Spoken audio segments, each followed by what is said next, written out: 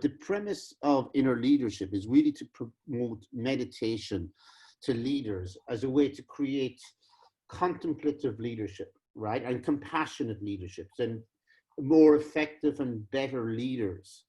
And I know this is something that's very close to your heart, right?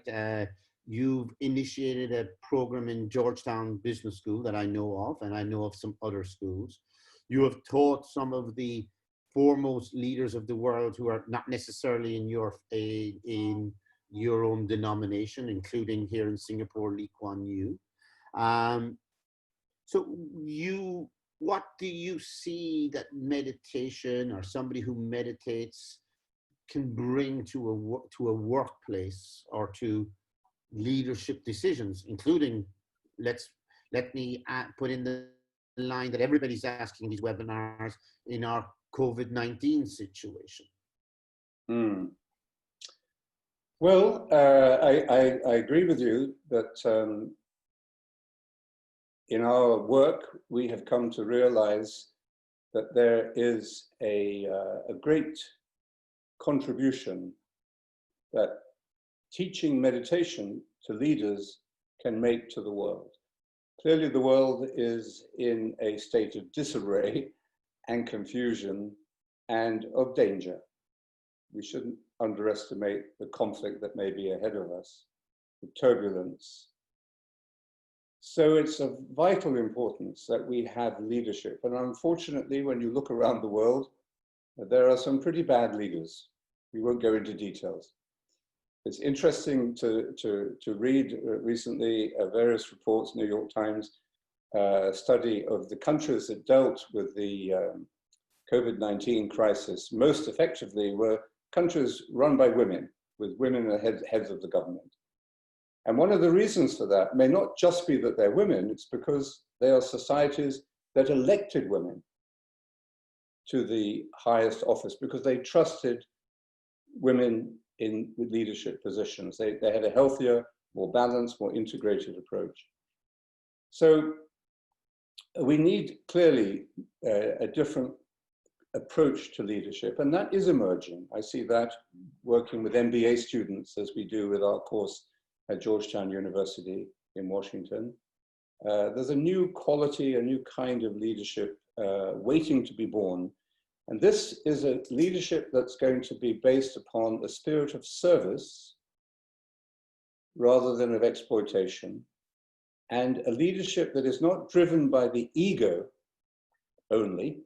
We need an ego, I'm not saying we don't need an ego, but not only led by the ego, but a leadership that is led by this experience of being that I was talking about.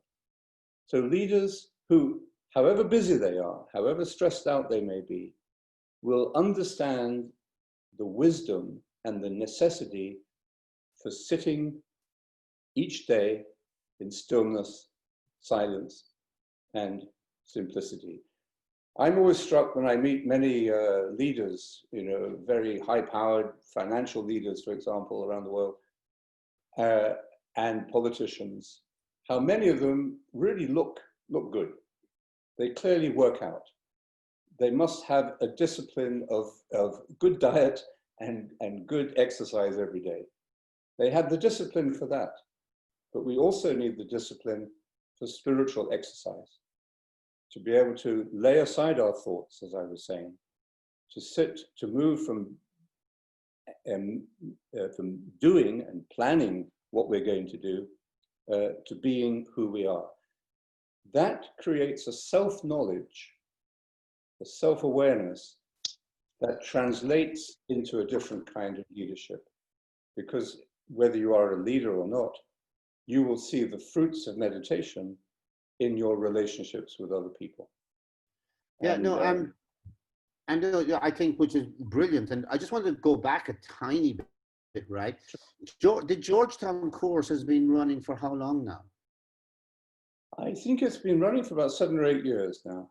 So you are putting cohorts of, how do I say, meditative trained MBA students outside. Because if I understand it correctly, it is one of the most popular, if not the most popular elective in the MBA. It is actually, and it has it's been very, very a great gift to me and to the other people now who lead the course, to see the response of these young adults, usually in their 30s, early 30s.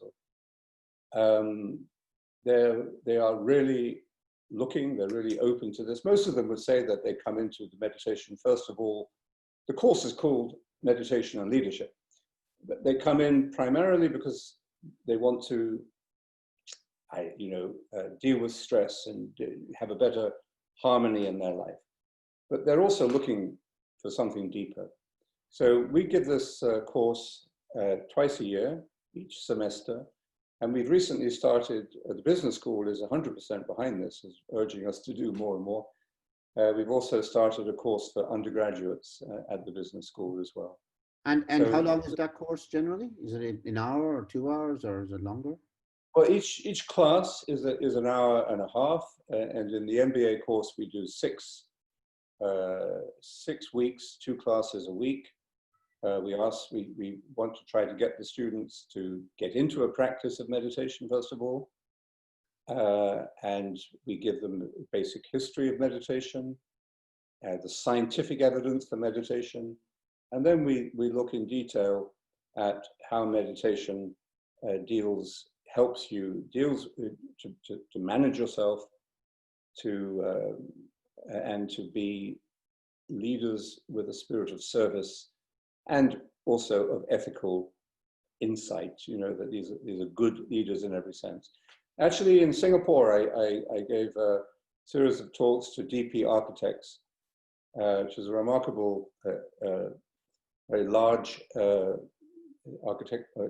of architects. We will see some of their work in a few minutes. We'll keep going. Oh, good. Okay. So out of that came a book that we published recently called Good Work.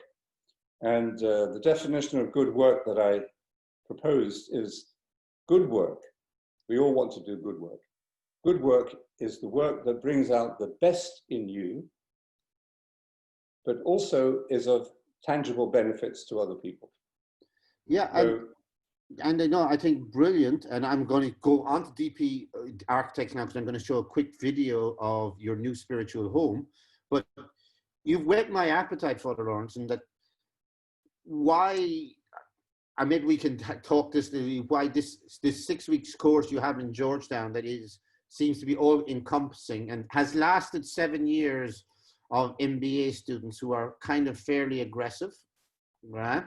And plus, if Georgetown, if I understand, is that a Jesuit? No, it's a Holy Father's college. Yeah, it's run by Jesuits, but it's a secular university. Secular, it's inclusive. It's not by no means. I wouldn't say it's a religious university. It's Bill Clinton went to law school there, so it's produced leaders in diplomats and business and politics. So it's very inclusive, but it does have a very real appreciation of the spiritual dimension of education. Yeah, no, so for me, it's more, how do we get this more evangelized as in a way of leadership? Because I think it makes an effect, as they say, you need to teach the younger generation.